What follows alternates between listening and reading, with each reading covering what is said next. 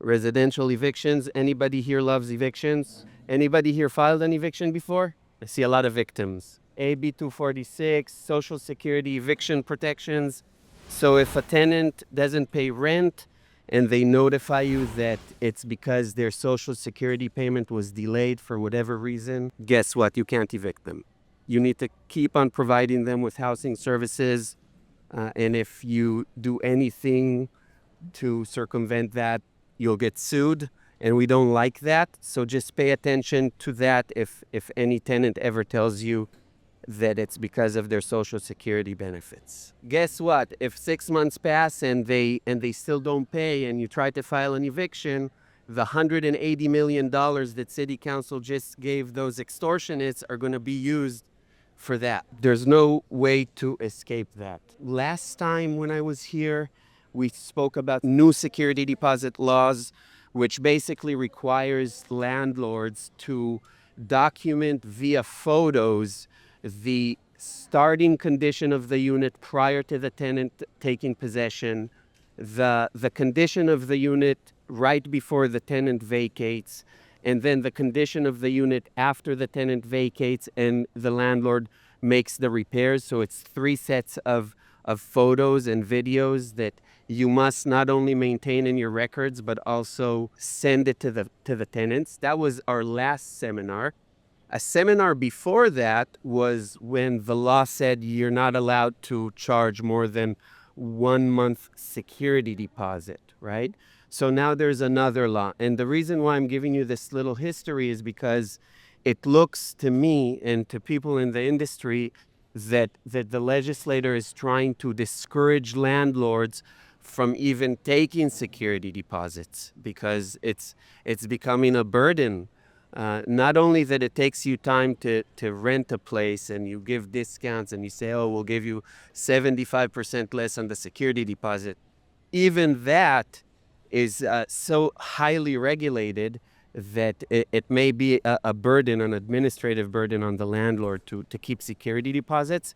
Not to mention the fact that a lot of landlords don't, in LA City rent control, don't pay security deposit interest to tenants, which is required. And then they use it as a defense against evictions because there's a catch-all provision in the rent stabilization ordinance that says any violation of the ordinance is a defense to an unlawful detainer.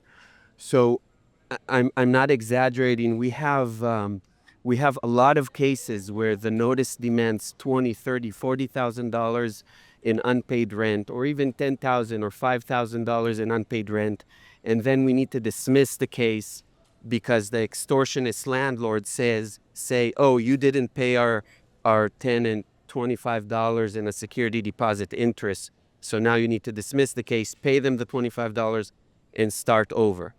The new law relating to security deposit that we'll go over today is basically saying, how do you return the actual money? If there's any money left on the security deposit, how do you return it? And this new law, AB 414, basically says if a tenant paid rent or the security deposit electronically, you must offer them the option to receive the security deposit funds electronically as well, unless it's written in the lease that the security deposit is going to be returned via check or money order or otherwise. The second part of this law is how to handle security deposits when there are multiple adult occupants. So the starting point is that you send them a check and you list all the names of the tenants on one check. Now they're saying the tenants can agree to split it in a certain amount or a certain percentage, plus tell you, wire $200 here, $400 there. They have the right to do that unless you wrote in the lease agreement exactly how to return it. So unless you guys are okay with playing around with electronic funds, I recommend putting in your lease agreement how the security deposit will be returned, because then you don't need to follow this law.